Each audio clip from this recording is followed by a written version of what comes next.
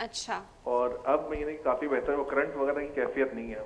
अच्छा ठीक है। तो मतलब ये आगे भी प्रॉब्लम हो सकता है डॉक्टर साहब से मैं पूछना चाह रहा हूँ, या क्या नाम है, अभी मैंने कॉलर लगाया है तो फॉर द टाइम बिंग ये कम हो गया है।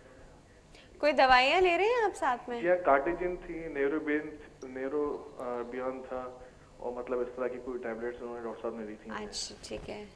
चलिए जी, डॉक्टर साहब कुछ जी पूछेंगे? पूछना है? नहीं ठीक है बस आंसर देना है। चलिए जी, हम आपको आंसर दे रहे हैं, बता रहे हैं। ठीक है जी, thank you so much for your call. हाँ जी डॉक्टर साहब। जी इसमें एक तो खैर माशाल्लाह वो ठीक हो रहे हैं। जो उन्होंने फिंगर के हार्ड होने का कहा, या तो स्टिफ़ हो रही होगी कि कुछ अर्सा प्रॉपर्ली हो सकता है मूव नहीं की, और दूसरा ताकत की कमी हो सकती है। मुझे पहले वाली चीज़ लग रही है कि थोड़ी सी स्टिफ़ होगी जो इंशाल्लाह ताला ठीक हो जाएगी। इसमें एक और इम्पॉर्टेंट चीज़ है जो कॉलर के बारे में इन्होंने ज़िक्र किया। कॉलर शुरू के 3-4 दिन 5 दिन दर्द के हिसाब से इस्तेमाल किया जा सकता है, जिसमें वो बेसिकली मूवमेंट प्रिवेंट करता है।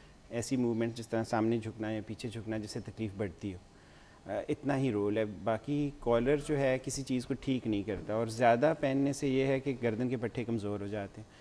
तो एम्फिसिस अब ज़्यादा रेस्ट क्योंकि पर आप नहीं उसको है मूव नहीं कर रहे जी, ना। और हाँ मूव नहीं कर रहे, यूज़ नहीं कर रहे। जिस तरह डिसयूज़ एट्रोफी हो जाती है, जैसे प्लास्टर लगाएं और उसके बाद बाजू को निकालें प्लास्टर से 2-3 हफ्ते के बाद, तो बाजू पतला सा हुआ हुआ हाँ हाँ हाँ। इसी तरह गर्दन के पट्टे भी अगर उनको इस्तेमाल आप नहीं करेंगे तो कमज़ोर हो जाएंगे। तो अब एम्फिसिस जो है रेस्ट पर कम है।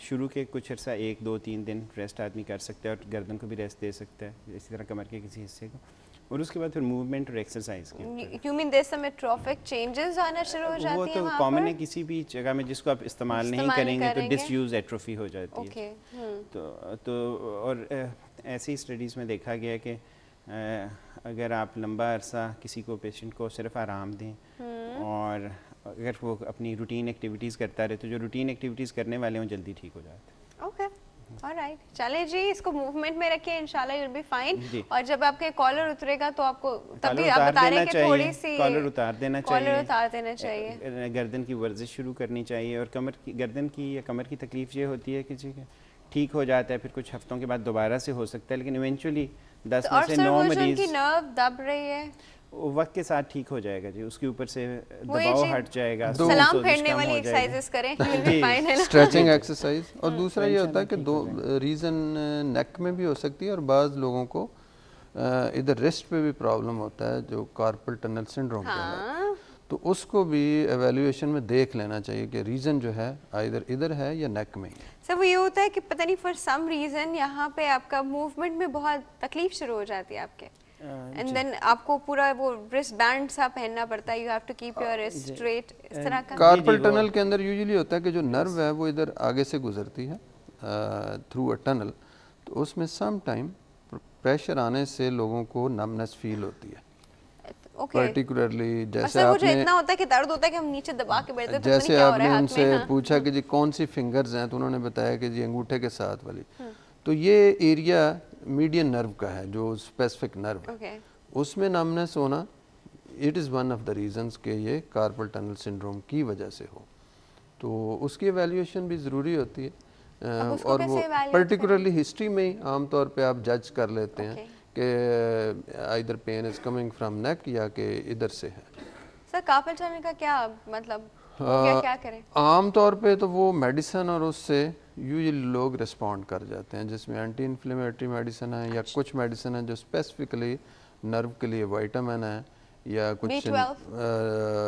जी बी कॉम्प्लेक्स पूरा ले लें? बी कम्प्लेक्स है, मेथिकोबाल है पर्टिकुलरली, या फिर कुछ नई मेडिसिन आई हैं जैसे गाबापेंटीन वगैरह जो कि न्यूरोजेनिक पेन को हेल्प करती हैं, तो उससे बहुत से लोगों का मसला हल हो जाता है। सर जो न्यूब्रोल type That is like a Panadol with the muscle relaxant. muscle relaxant, Yes. oh, that will really not help in carpal tunnel. Yes.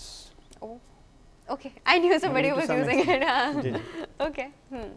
चले जी, इंशाल्लाह ठीक हो जाएगा, अगेन आपका मसला भी ठीक हो जाएगा। हम क्या बात कर रहे थे सर? हम बात कर रहे थे बैठे हुए हमारा क्या, जी आप रिक्लाइन होने की तो कोई बात कर मैं रहे ये कह रहा था कि रिक्लाइनिंग पोस्चर नहीं होना चाहिए। जब आप बैठें तो बैक अच्छी तरह सपोर्टेड हो, जैसे लंबर सपोर्ट लोग रख लेते हैं।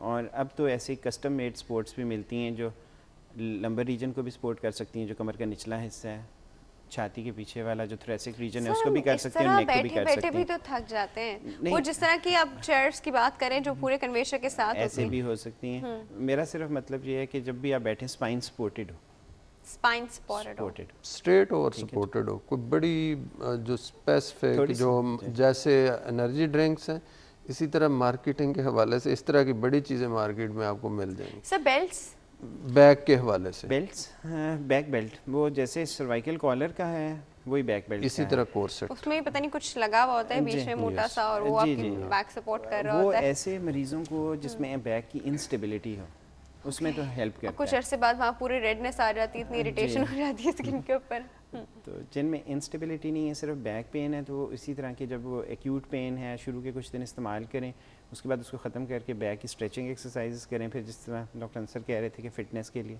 आहिस्ता आहिस्ता वॉक शुरू करें और जनरल एंड्योरेंस वगैरह बढ़ाएं। और फिर बाज़ दफ़ा बैक की कुछ चीज़ें सीरियस डिजीज़ भी हो सकती हैं। ओके, पर्टिकुलरली वो लोग जो बड़ी उम्र के लोग हों and if they have some malignancy elsewhere in the body, तो उन लोगों को बाज़ दफ़ा बैक पेन से वो आपके साथ प्रेजेंट करते हैं, और जो रीज़न होती है वो यूजुअली सेकेंडरीज होते हैं from the primary site. Okay, उस हवाले से बैक को उन लोगों में भी अच्छी तरह एवेल्यूएट करना चाहिए। और अगर उसके लिए कुछ, क्योंकि बाज़ लोग होते हैं सिर्फ बैक पेन के लिए सिंपल मेडिसिन दे दी और पेशेंट उसको लेता रहा, but he is not improving, तो उसको बड़े गौर से इन चीज़ों को देखना। कोई डाइट रिलेशन है हमारी बैक पेन का? ऐसा नहीं, बैलेंस डाइट जैसे ओवरऑल हेल्थ के लिए जरूरी। जब वेट ज्यादा होता है तो भी बैक पेन ज्यादा होता है ना? यस। और प्रेगनेंसी में खवातीन को बड़ा बैक पेन होता है। Yes, that is just physiological reason. Physiological. तो अब बैक पेन जब किसी इंसान को नॉर्मली हो रहा हो विदाउट एनी रीजन, मतलब इन अ सेंस कि बहुत ज़्यादा ओवरवर्क से हो गया, तो क्या क्या करना चाहिए? सीधे लेट जाए, रेस्ट दें? इनिशियल हमारी खुद की प्लानिंग क्या होनी चाहिए? हम लोग पेन किलर भी ले लेते हैं अपनी तरफ से, करना चाहिए ऐसे? जी देखें, simple over the counter pain killers लेने में कोई हर्ज नहीं। अच्छा, ठीक है। जब भी दर्द हो आदमी खुद इस्तेमाल कर सकता है, ओवर द काउंटर्स जो हम इस्तेमाल करते रहते हैं। दूसरा वो भी लॉजिकल है कि दर्द हो रहा है, आप आराम कर लें, दर्द ठीक हो जाएगा इंशाल्लाह। और अगर वो दर्द ठीक नहीं हो, कराना जरूरी है? अगर वो दर्द ठीक नहीं हो तो फिर इवेलुएट कराना चाहिए, क्योंकि बहुत सारे, देखिए वो डिपेंड करता है उसकी सिवेरिटी के ऊपर। अच्छा। एक तो ये कि कुछ लोगों को इतना शदीद दर्द होता है कि बैठ उठ खड़े ही नहीं हो सकते, अचानक दर्द इतना शदीद हो जाता है जिसके लिए फ़ौरन इवेलुएशन की ज़रूरत पड़ती है। और स्पेक्ट्रम की दूसरी तरफ ऐसा हल्का सा दर्द होगा या दरमियाना दर्द होगा जो पहले भी मरीज़ को होता रहता है और अभी हुआ और सिंपल मेजर्स से ठीक हो जाता है तो वो ठीक हो जाए, लेकिन जब वो उनके लिए फ़िक्र का बायस हो तो इवेलुएट करवा लें। ओके, चले, मतलब अगर ठीक नहीं हो के दे रहा आपकी पुरानी किसी भी रेमेडी से तो इवैल्यूएशन की ज़रूरत है। सर इवैल्यूएट क्या करते हैं? सबसे इम्पोर्टेंट तो हिस्ट्री है, उससे क्वेश्चंस किए जाएं, उसका particularly interrogation, profession, not interrogation, simple questions. Sir आजकल तो किसी भी डॉक्टर के पास जाते हैं वो सारे सू करने से इतना डरे हुए होते हैं कि वो इतना लंबा इंटरोगेशन या तो फॉर्म भी दे देते हैं और ऊपर से 10 लाख सवाल भी। और फिर पहले होता है कि उनका एक जूनियर आके पूछता है, फिर थोड़ा एक सीनियर आके पूछता है, फिर सीनियर जो है वो सबसे सीनियर को बताता है, फिर जब सबसे सीनियर रूम में आता है तो वो जी और फर्दर क्वेश्चंस की लाइन और भरमार। पर इट्स वेरी इंपॉर्टेंट, इससे इरिटेट होने वाली बात नहीं होती, क्योंकि लोग कुछ कहते हैं क्या सवाल पे सवाल पूछे जा रहे, इलाज तो कर नहीं रहे, बट दैट्स द पॉइंट कि ये हिस्ट्री देखिए कितनी इंपॉर्टेंट होती है डॉक्टर्स के लिए, प्रॉपर डायग्नोसिस के लिए। और सर 70-80% आपका जो प्रॉब्लम है वो आप हिस्ट्री और फिजिकल एग्जामिनेशन से डायग्नोज कर लेते हैं। बाकी एडेड चीज़ें हैं, जैसे आप समझते हैं कि एक्सरे ज़रूरी है तो एक्सरे करना चाहिए, आप समझते हैं कोई लिमिटेड ब्लड टेस्ट करने की ज़रूरत है तो उसमें कर लेना जायज़ है। अदरवाइज़ आप अच्छी एवेल्यूएशन करें with the help of history and massage. वो जो पूरी बैक को यूं यूं पकड़ पकड़ के और फिर ठक ठक ठक ठक करके वो जो होता है, बाज़ दफ़ा उससे प्रॉब्लम इंक्रीज हो जाता है। ऐसे करे होते कि देख के ही डर लगता है कि कुछ टूट फूट ना जाए अंदर। तो उस सूरत में भी हम सर्टन स्ट्रेचिंग एक्सरसाइज एडवाइस करते हैं, ना कि एक्टिव एक्सरसाइज। अब जैसे इंसान को पेन, और हम कभी ये नहीं कहेंगे जी आप कल से वॉक शुरू करें, नहीं, first his pain should settle.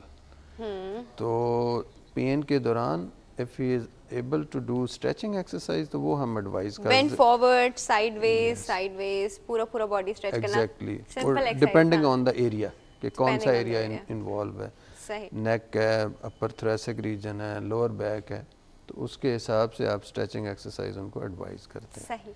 Sir time जो है ना हमारा बिल्कुल खत्म हो गया। बैक पेन पे हम और भी बात कर सकते थे लेकिन टाइम बिल्कुल खत्म हो गया। डॉक्टर साहब बहुत बहुत शुक्रिया आपके आने का। Thank you so much. Doctor साहब आपके भी आने का बहुत बहुत शुक्रिया। बहुत शुक्रिया जी, आप आते लोगों ने। रहिएगा आप दोनों।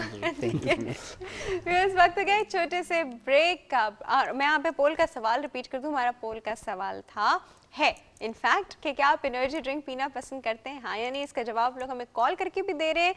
ब्रेक का वक्त है। ब्रेक के बाद हमारे हैं अपने बेस्ट 5 सेगमेंट के साथ। कहीं में जाएगा, फिर राइट बैक।